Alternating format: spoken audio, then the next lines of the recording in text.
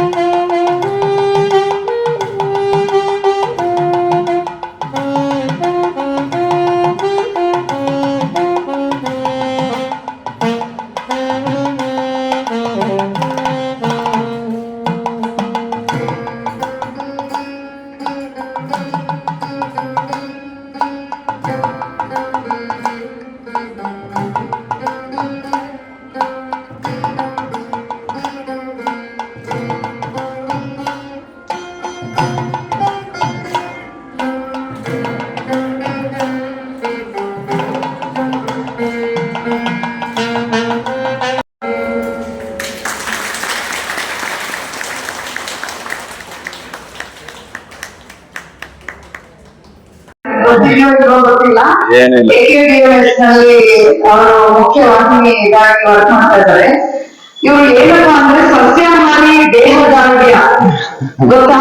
ಸಸ್ಯಾಹಾರಿ ದೇಹದಾರ್ಢ್ಯ ಪಟ್ಟುವವರು ಅವ್ರು ನೋಡಿದ್ರೆ ಗೊತ್ತಾಗುತ್ತೆ.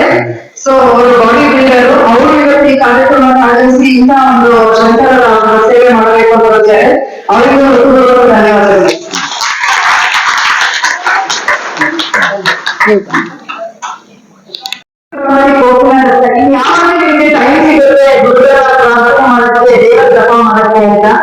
ಈಗಿನ ಯುವ ಪೀಳಿಗೆಗಳಂತೂ ಬೇರೆ ಕಡೆ ತಿರುಗು ಮಾಡಲ್ಲ, ಎಲ್ಲೊಬ್ಬೊಬ್ರು ಇದ್ದಾರೆ ಅಷ್ಟೇ. ಹಾಗಾಗಿ ಈಗಿನ ಯುವ ಪೀಳಿಗೆಗಳು ಇನ್ನು ಅವರ ಮಕ್ಕಳಿಗೆ ಹೇಗೆ ಮಾದರಿ ಆಗ್ತಾರೆ, ಅವರ ನಮ್ಮ ಸಂಸ್ಕಾರ ನಮ್ಮ ಸಂಸ್ಕೃತಿಯನ್ನ ಬೆಳ್ತಾ ಹೋದ್ರೆ ಅದನ್ನ ಅವರ ಮಾಡಲು ತಿಳಿಸಿದ್ದಾರೆ.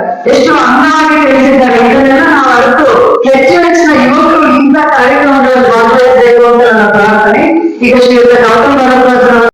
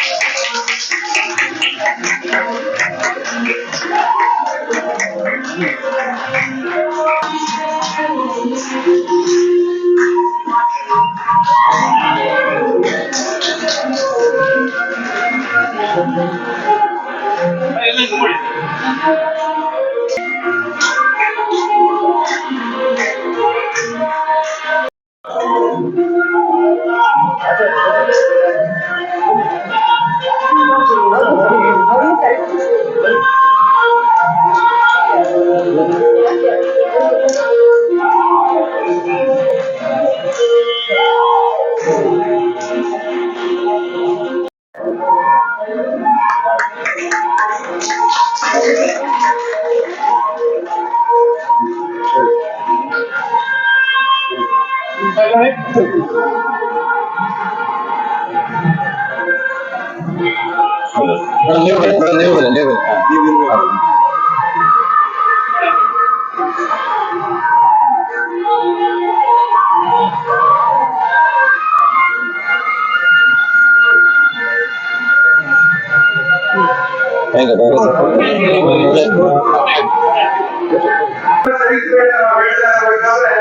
ಸುವರ್ಣ ಚರಿತ್ರೆಯಲ್ಲಿ ಜಗದ್ಗುರು ಭಾರತೀ ತೀರ್ಥ ಮಹಾಸ್ವಾಮಿಗಳವರ ತಪಶಕ್ತಿಯನ್ನು ಎಷ್ಟು ಕಷ್ಟ ಇರಬಹುದು.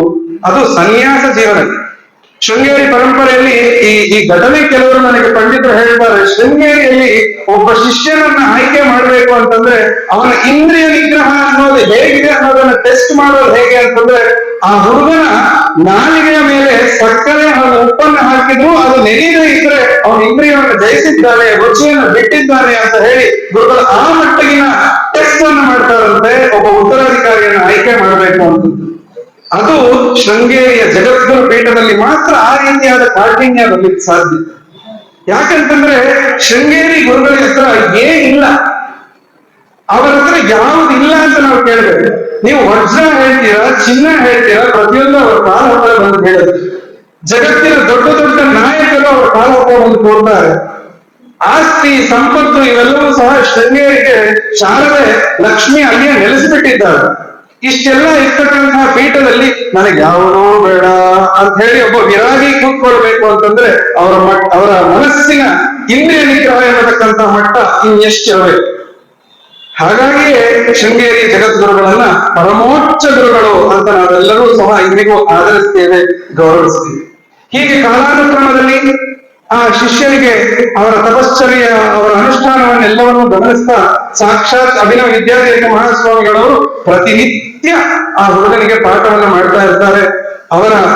ಅವರ ಬೀಡು ಶೃಂಗೇರಿಯಲ್ಲಿ ಇರ್ತಕ್ಕಂತಹ ಅವರು ನೆಲೆಸಿರ್ತಕ್ಕಂತಹ ಜಾಗವನ್ನ ಸಚ್ಚಿದಾನಂದ ವಿಲಾಸ ಭೇದ ಅನ್ನೋದನ್ನ ನಾವು ಕಾಣ್ತೇವೆ.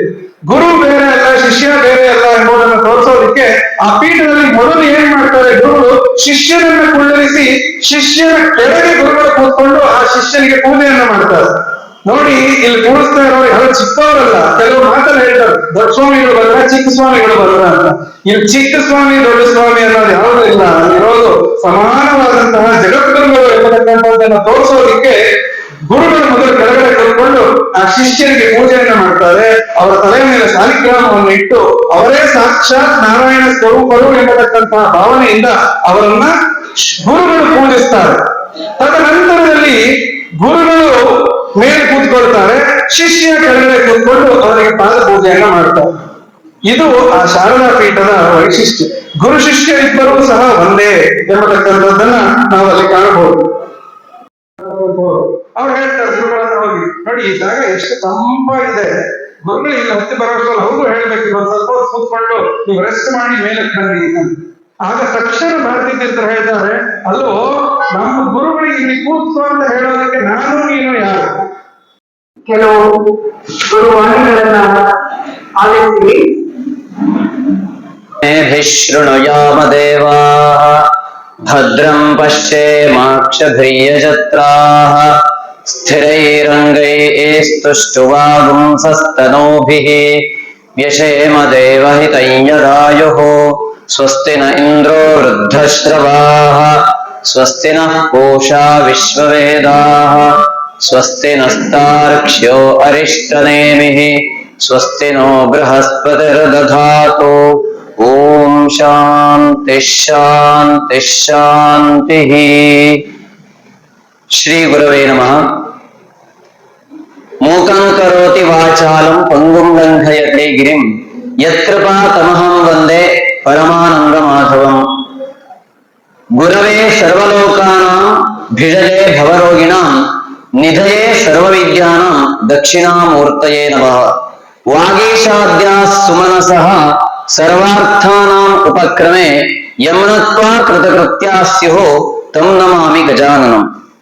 ಜನ್ಮವೆತ್ತಂತಹ ಸ್ಥಳದಲ್ಲಿ ಗೌರವ ಸಿಕ್ಕಿತು ಅಂತಂದ್ರೆ ಅದು ಸ್ವರ್ಗ ತುಲ್ಯ. ಅಂತಹ ಒಂದು ಸೌಭಾಗ್ಯ ನನಗೆ ಈ ಗಣಪತಿ ಗುರು ಈ ಒಂದು ಕಾರಣದಿಂದ ಲಭಿಸಿದ್ದು. ಎಲ್ಲರಿಗೂ ನಾನು ಹೃತ್ಪೂರ್ವಕ ಅಭಿನಂದನೆಯನ್ನ ಸಲ್ಲಿಸುತ್ತಾ ಆ ಮೂಲಕ ಕಲಾವತಿ ಸುರೇಶ್ ಅವರ ಬಂಧು ಇನ್ನು ಅದು ಒಂಥರ ಸಡಗರ. ನನಗೆ ಅವ್ರ ಮನೆಗೆ ಹೋದ್ರೆ ಒಂಥರ ಮನೆಯಲ್ಲಿ ಇದ್ದೀನಿ ಅನ್ನುವಂತೆ ಅವ್ರ ಆತರ ಅವರ ಆ ಕುಟುಂಬ ಬಾಂಧವರು ಎಲ್ಲರೂ ಕೂಡ ಆ ರೀತಿಯಲ್ಲಿ ನನಗೆ ಬೆಂಗಳೂರಿನಲ್ಲಿ ಮನೆಯನ್ನ ತಲುಪಿಸಿದ್ದಾರೆ. ಅದು ನನ್ನ ನಾನು ಅದಕ್ಕೆ ಚಿರಋಣಿ. ಇಂತಹ ಒಂದು ಸೌಭಾಗ್ಯದ ಶುಭ ಸಂದರ್ಭದಲ್ಲಿ ಸುವರ್ಣ ಭಾರತಿ ಎನ್ನುವಂತಹ ಈ ಒಂದು ಉತ್ಸವ ಅಂತಾನೆ ಹೇಳ್ಬೋದು. ಯಾಕೆಂತ ಕೇಳಿದ್ರೆ ಉತ್ಸವತೆ, ನಮ್ಮ ಮನಸ್ಸನ್ನ ಉತ್ತುಂಗಕ್ಕೆ ಕರೆದುಕೊಂಡು ಹೋಗುವಂತಹ ಮಾರ್ಗ ಅದು ಉತ್ಸವ. ಇಂತಹ ಈ ಜಗದ್ಗುರುಗಳ ಆ ಒಂದು ಮಹೋತ್ಸವವನ್ನ ಎಷ್ಟು ಸಂಭ್ರಮವಾಗಿ ನೀವು ಮಾಡ್ತಾ ಇದ್ದೀರಾ. ಇಡೀ ಲೋಕದಲ್ಲಿ ಅದು ನಡೀತಾ ಇರುವಂತಹದ್ದು. ಅದರೊಳಗೆ ನನಗೊಂದು ಚಿಕ್ಕ ಒಂದು ಅವಕಾಶ ಕೊಟ್ಟಿದ್ದಕ್ಕೆ ನಾನು ಅತ್ಯಂತ ಚಿರಋಣಿ ಅಂತ ಹೇಳ್ತಾ, ನನಗೆ ಗುರುವಿನ ಮಾತನ್ನ ಕೇಳೋದು ನಮ್ಮ ಕರ್ತವ್ಯದ ಪ್ರಶ್ನೆ ಬಂದಾಗ ಯಾಕೆ ಕೇಳಬೇಕು ಎಂಬತಕ್ಕಂಥ ಕ್ವಶನ್ ನನಗೆ ಅಲ್ಲಿ ಜಾಗವೇ ಇಲ್ಲ. ಹಾಗೆ ನೀವು ಕ್ವಶನ್ ಮಾಡಿದಿರಿ ಅಂತಂದ್ರೆ ನೀವು ನಿಜವಾದ ಶಿಷ್ಯ. ನಾನು ಗೌರವ ಭಾರತದವರು ಮಾತಾಡ್ತಾ ಇರುವಾಗ ಗಮನಿಸ್ತಾ ಇದ್ದೆ. ನಿಜವಾಗಿಯೂ ನನಗೆ ಸ್ವರ್ಗದಲ್ಲೇ ಸಂತೋಷವನ್ನ ಕೊಟ್ಟು ಅದು ಆದ್ರೆ ಅವರೇ ನನಗೆ ಅಂದ್ರೆ ಶಿಷ್ಯರೇ ಗುರುಗಳಿಗೆ ವಿಷಯವನ್ನ ಕೊಟ್ಟಿರುವಂತಹದ್ದು, ಶಿಷ್ಯನೇ ಅಷ್ಟು ಸುಂದರ ಅಜ್ಞಾನ ಎನ್ನುವಂತಹ ದ್ವಂದ್ವದಲ್ಲಿ ಇರುವಂತಹ ಈ ದ್ವಂದ್ವ ಕೂಡಿದ ಪ್ರಪಂಚದಲ್ಲಿ ನಾವು ಬಾಳ್ತಾ ಇದ್ದೀವಿ. ಆದ್ರೆ ಕೋಟಿ ಜನ ಸುಹೃದಯಿಗೆ ಪುಣ್ಯ ವಿನಾ ಲಭ್ಯತೆ ಎನ್ನುವಂತೆ, ಪುಣ್ಯ ವಿನಾ ನ ಲಭ್ಯತೆ ಎನ್ನುವಂತೆ ಮಾನುಷಂ ದುರ್ಲಭಂಚ, ಇದು ನಮಗೆ ಸಿಕ್ಕಿರುವಂತಹ ದುರ್ಲಭವಾದಂತಹ ಮನುಷ್ಯ ಜನ್ಮವನ್ನು ನಾವೆಲ್ಲರೂ ಸಾರ್ಥಕಪಡಿಸಿಕೋಬೇಕು ಅಂತಾದ್ರೆ ಧರ್ಮ ವಿಶ್ವಸೆ ಜಗತ ಪ್ರತಿಷ್ಠಾ, ನಮಗೆ ನಮ್ಮ ಗುರುಗಳು ನಮಗೆ ಉಪದೇಶವನ್ನು ಮಾಡಿದ್ದಾರೆ. ಶ್ರುತಿ ಸ್ಮೃತಿ ಪುರಾಣ ಆಲಯ ಕರುಣಾಲಯ ಎನ್ನುವಂತೆ, ಶ್ರುತಿ ಅಂದ್ರೆ ವೇದ ಪುರಾಣ ಶಾಸ್ತ್ರ ಸ್ಮೃತಿಗಳು ನಮಗೆ ಆ ಋಷಿಗಳ ಪ್ರಭಾವದಿಂದ ಸಿಕ್ಕಿರುವಂತಹ ಆ ಒಂದು ಪಿತ್ರಾರ್ಜಿತ ಆಸ್ತಿ. ಇದನ್ನ ನಾವು ಅನುಸರಿಸಿದ್ರೆ ಸಾಕು, ಇದನ್ನು ಕಾಪಾಡಿಕೊಳ್ಳೋದು ಸಾಕು. ನಾವೇನು ಹೊಸದನ್ನ ಸಂಶೋಧನೆ ಮಾಡಬೇಕು ಅಂತಿಲ್ಲ. ಕೊಟ್ಟಿರುವಂತಹ ಪಿತೃ ಆಸ್ತಿಯನ್ನ ನಾವು ಕಾಪಾಡಿಕೊಳ್ಳಬೇಕು ಅಂತಾದ್ರೆ ನಾವು ಯಾರು ಎನ್ನುವುದನ್ನು ಮೊದಲಲ್ಲಿ ಅದೇ ಅದ್ವೈತ ತತ್ವ. ಇವತ್ತಿನ ಈ ಉಪನ್ಯಾಸಕ್ಕೆ ವಿಷಯವನ್ನು ಏನಿದೆ ಅಂತಂದ್ರೆ ಅದ್ವೈತ ತತ್ವ, ಭಕ್ತಿ ಮತ್ತು ಮುದ್ಗರ, ಮೋಹ ಮುದ್ಗರ ಎನ್ನುವಂತ ಭಗವಂತ ಸ್ತೋತ್ರ. ಇಲ್ಲಿ ವೇದಗಳಿಗೆ ಬರುವಂತೆ ತೈತ್ರೇಯ ಉಪನಿಷತ್ತಿನಲ್ಲಿ ತಸ್ಮಾದಾಕಾಶ ಸಂಭೂತಃ ಆಕಾಶಾದ್ವಾಯೋ ವಾಯೋರಗ್ನೇ ಅಗ್ನೇರಾಪಃ ಅಗ್ನಿಪೃಥಿವೀ ಪೃಥಿವ್ಯಾ ಓಷಧಯಃ ಓಷಧೀಭ್ಯೋನ್ನಃ ಅನ್ನಾತ್ ಪುರುಷಃ. ಹೀಗೆ ಯಾಕೆ ಹೇಳಿದೆ ಅಂತಂದ್ರೆ ಈ ನಮ್ಮ ಶರೀರ ಎನ್ನುವಂತಹದ್ದು ಎಲ್ಲಿಂದ ಬಂದಿದೆ? ತಸ್ಮಾತ್ ಬ್ರಹ್ಮ ಅಂದ್ರೆ ಇಡೀ ಪ್ರಪಂಚದಲ್ಲಿ ಭರಣೆ ಅಂದ್ರೆ ಇಡೀ ಪ್ರಪಂಚವನ್ನು ಆವರಿಸಿರುವಂತ ಆ ಒಂದು ಮಹಾಶಕ್ತಿ ಯಾವ ತತ್ವ ಇರುತ್ತೋ ಅದಕ್ಕೆ ಬ್ರಹ್ಮ ಅಂತ ಕರಿತೀವಿ ನಾವು. ನನ್ನಲ್ಲಿ ಒಂದು ಆತ್ಮ, ನಿಮ್ಮಲ್ಲಿ ಒಂದು ಆತ್ಮ, ಎಲ್ಲರಲ್ಲಿ ಒಂದು ಅದೇ ಅನಂತವಾದದ್ದು. ಹಾಗಾಗಿ ಆ ಶಬ್ದಗಳನ್ನ ನಿಯಮನ ಮಾಡುವುದಕ್ಕೆ ಅಂದ್ರೆ ಶಬ್ದಗಳ ಅರ್ಥ ಏನು ಅಂತ ತಿಳ್ಕೊಳ್ಳುವುದಕ್ಕೆ ನಮಗೆ ಶಬ್ದಕೋಶವನ್ನು ಕೊಟ್ಟಿದ್ದಾರೆ. ವೇದವೂ ಹೌದು, ಲೌಕಿಕ ಶಬ್ದಕೋಶವೂ ಹೌದು. ಅದು ಗೊತ್ತಿಲ್ಲ. ಅವರು ಮುಖ್ಯವಾಗಿ ವರ್ಕ್ ಮಾಡ್ತಾ ಇದ್ದಾರೆ. ಇವ್ರು ಏನಪ್ಪಾ ಅಂದ್ರೆ ಸಸ್ಯಾಹಾರಿ ದೇಹದಾರ್ಢ್ಯ ಗೊತ್ತಾ? ಸಸ್ಯಾಹಾರಿ ದೇಹದಾರ್ಢ್ಯ ಪಟ್ಟುವವರು ಅವ್ರನ್ನ ನೋಡಿದ್ರೆ ಗೊತ್ತಾಗುತ್ತೆ. ಸೊ ಅವರು ಬಾಡಿ ಬಿಲ್ಡರು, ಅವರು ಇವತ್ತು ಈ ಕಾರ್ಯಕ್ರಮವನ್ನು ಆಯೋಜಿಸಿ ಇಂಥ ಒಂದು ಶಂಕರರ ಸೇವೆ ಮಾಡಬೇಕು ಅಂತ ಬರ್ತಾರೆ. ಅವರಿಗೂ ಧನ್ಯವಾದಗಳು.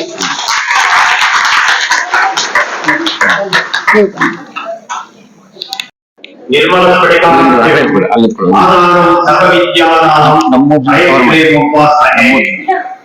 ನಿರಂಜನಾಯ ವಿದ್ಮಹೇ ನಿರಾಕಾಶಾಯ ಧೀಮಹಿ ತನ್ನೋ ಶ್ರೀನಿವಾಸ ಪ್ರಚೋದಯ. ಇವತ್ತಿನ ದಿವಸ ಬಹಳ ವಿಶೇಷವಾದ ಕಾರ್ಯಕ್ರಮ. ಏನಪ್ಪಾ ಅಂದ್ರೆ ಶಂಕರಾಚಾರ್ಯರು.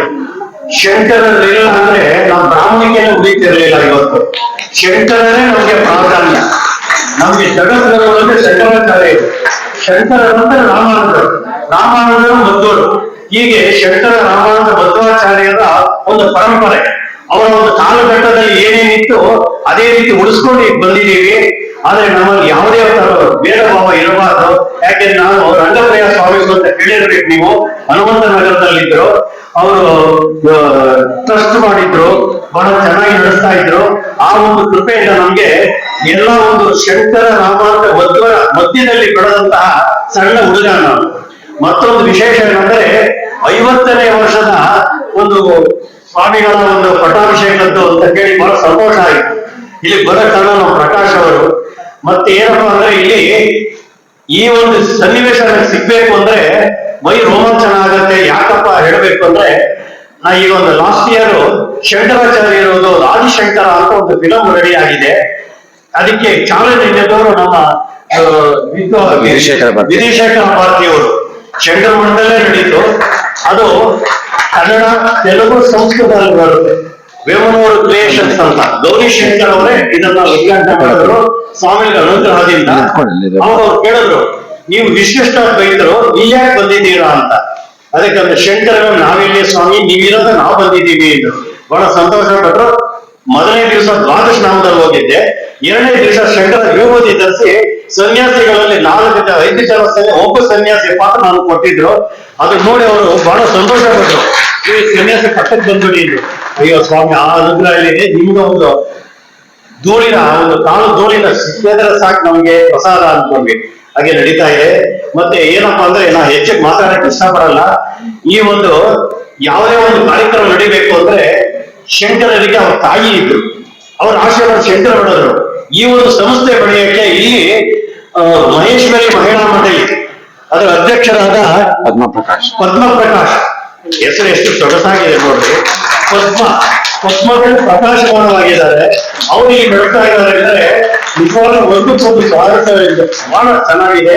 ಮತ್ತೆ ಇನ್ನು ಮಹಿಳಾ ಮಂಡಳಿಗಳು ಎಲ್ಲಿ ಹೋದ್ರು ಮಹಿಳೆಯರು, ಈಗ ನಾವು ವಿಷ್ಣು ಸಹಸ್ರನಾಮ ಮಾಡ್ತೀವಿ, ಅಲ್ಲೂ ಅಷ್ಟೇ ಮಲ್ಲೇಶ್ವರ ಗ್ರೌಂಡ್ ಅಲ್ಲಿ ನಡೆಯುತ್ತೆ. ಮಹಿಳೆಯರೇ ಜಾಸ್ತಿ. ಮಹಿಳೆಯರಿದ್ದೇನೆ ನಮ್ಗೆ ಒಂದು ಗುರುತನ ಸಿಗೋದು. ಯಾಕೆಂದ್ರೆ ಲಾಲನೆ ಪೋಷಣೆ ಮಹಿಳೆಯರೇ ಮಾಡಬೇಕು. ನಮ್ಮಲ್ಲಿ ಏನು ಅಂದ್ರೆ ನಾವುಗಳು ವಿದ್ಯಾಭ್ಯಾಸ ಮಾಡಿ ಒಂದು ಪರಿಜ್ಞಾನ ಮಾಡಿ ಒಂದು ಕಾಲಕೋಶ ಓದಿ ಇರಬೇಕು. ಮತ್ತೇನು ಅಂದ್ರೆ ನಮ್ಮಲ್ಲಿ ತಿರುಮಲಸ್ಥರಲ್ಲಿ ಬಹಳ ವಿಶೇಷ ಅಂದ್ರೆ ಗಾಯತ್ರಿ ಜಪ. ಯಾರೇ ಆಗ್ಲಿ ನಮ್ಮಲ್ಲಿ ಮೊದಲು ಸಣ್ಣ ವಯಸ್ಸಲ್ಲಾದ್ರೂ ಕೂಡ ದಯಮಾಡಿ ಗಾಯತ್ರಿ ಜಪ 10 ಮಾಡಿ. ಎಷ್ಟೇ ನೀವು ಕಾರ್ಯಕ್ರಮ ಇರ್ಬೋದು, ಏನೇ ಇರ್ಬೋದು, ಸಾಫ್ಟ್ವೇರ್ ಇಂಜಿನಿಯರ್ ಏನೇ ಇರಲಿ, ನಮ್ಗೆ ಇದೆಲ್ಲ ಬರಬೇಕು ಅಂದ್ರೆ ಈ ಒಂದು ಶಂಕರ ತತ್ವದಿಂದಲೇ ಬಂದಿರೋದು. ಹಾಗಾಗಿ ಗಾಯತ್ರಿ ಮಾತೆ ಬಹಳ ಮುಖ್ಯ ನಮ್ಗೆ. ದಯಮಾಡಿ ಎಲ್ಲ ವಿಪ್ರ ಬಾಂಧವರಲ್ಲಿ ನಾನು ಕೈ ಮುಗಿದು ಕೇಳ್ಕೊಂತೀನಿ, 10 ಗಾಯತ್ರಿ ಜಪ ಮಾಡಿ. ನಿಮ್ಗೆ 100 ಕೋಟಿ ಸಿಗುತ್ತೆ. 10 ಜಪ ಮಾಡಿದ್ರೆ ಆ ಒಂದು ಮನಸ್ಸಿಗೆ ಶಾಂತಿ. ನೀವೇನಿಲ್ಲ, ನೀವು ಯಾವುದೇ ದೇವರ ನಿಮ್ಗೆ ಇಷ್ಟ ಇಲ್ಲ ಅಂದ್ರೆ ಶಂಕರಾಚಾರ್ಯರು ಆಚಾರ್ಯ ಹತ್ರ ಮುಂದೆ ಕೂತ್ಕೊಳ್ಳಿ, ಕೈ ಮುಗಿದು ಕೂತ್ಕೊಳ್ಳಿ, ಶಂಕರ ಅನ್ನಿ ಸಾಕು. ನಿಮ್ಗೆ ಶಂಕರ ಶುಭ ಕೋರೋನು, ಶುಭ ಬಂದ್ಬಿಡುತ್ತೆ. ಹಾಗೆ ನಿಮ್ಗೆ ಶಕ್ತಿ ಬರುತ್ತೆ. ಇದನ್ನ ನಾವು ಏನೇ ವಿದ್ಯಾಭ್ಯಾಸ ಮುಖ್ಯ ಅಲ್ಲ, ಡಾಕ್ಟರ್ ಆಗ್ಲಿ ಇಂಜಿನಿಯರ್ ಆಗ್ಲಿ. ಡಾಕ್ಟರ್ ಸಹ ಹೇಳ್ತಾರೆ ಆಪರೇಷನ್ ಎಲ್ಲ ಆಗುತ್ತೆ, ಅವ್ರು ಹೇಳ್ತಾರೆ ಎಲ್ಲ ಮಾಡಿದೀವಿ ದೈವ ಚಿತ್ತೆ ಅಂತ. ಯಾಕೆಂದ್ರೆ ಅವ್ರದ್ದು ದೈವ ಮೇಲೆ ನಂಬಿಕೆ ಇದೆ. ನಾವು ಈಗ ಡಾಕ್ಟರ್ ಅಂದ್ಬಿಟ್ಟು ನಾವು ದೊಡ್ಡದಾಗಿ ಬೆಳಿತೀವಿ, ಅದು ಇಂಜಿನಿಯರ್ ಆಗ್ತೀವಿ. ಆದ್ರೆ ನಾವು ಯಾವ ಒಂದು ಸನ್ಮ ಹೋಗ್ತೀವಿ, ಶಂಕರಾಚಾರ್ಯರು ರಾಮಾನುಜ ಮಧ್ವರು ಈ ಅವ್ರನ್ನ ಸ್ಮರಿಸ್ಕೊಂಡು ನಾವು ಏನೇ ಕೆಲಸ ಮಾಡಿದ್ರು ಇವೆಲ್ಲ ಪ್ರಾರ್ಥಿಸ್ಕೊಂಡು ಎಲ್ಲ ಶುಭವಾಗುತ್ತೆ. ಎಲ್ಲರಿಗೂ ಶುಭವಾಗಲಿ. ಸರ್ವೇ ಜನ ಸುಖಿನೋ ಭವಂತು, ಸಮಸ್ತ ಮಂಗಳಾನಿ ಭವಂತು. ಈ ಮಹೇಶ್ವರಿ ಮಂಡಳಿ ಹೀಗೆ ಇನ್ನು ಅದ್ಭುತವಾಗಿ 100 ವರ್ಷಗಳ ಕಾಲ ಇದ್ದು ಚಿರವಾಗಿದ್ದು ಇಂತಹ ಕಾರ್ಯಕ್ರಮ ಮಾಡ್ತಾ ಬರಲಿ. ಮತ್ತೆ ಈಗ ನಮ್ಮ ಉಪನ್ಯಾಸಕರು ಬಹಳ ವಿದ್ವಾಂಸರವರು ಕೇಳಿದೆ, ತಿರುಮಲದಲ್ಲಿ ಮಾಡಿದಂತವರು. ನಿಜವಾಗ್ಲೂ ಸಂತೋಷ ಆಗುತ್ತೆ. ನಾವು ಉಪನ್ಯಾಸ ಮಾಡೋ ಅಂತಿದ್ದೀನಿ, ಅದೇ ಕಾರ್ಯಕ್ರಮದಲ್ಲಿ ಇಲ್ಲ ಅಚಾನಕ್ ಬಂದಿದ್ದು. ದೈವ ಕೃಪೆ, ಎಲ್ಲರ ಕ್ಷಮೆ ಇರಲಿ. ನಮಸ್ತೆ. ಸರ್ವೇ ಜನ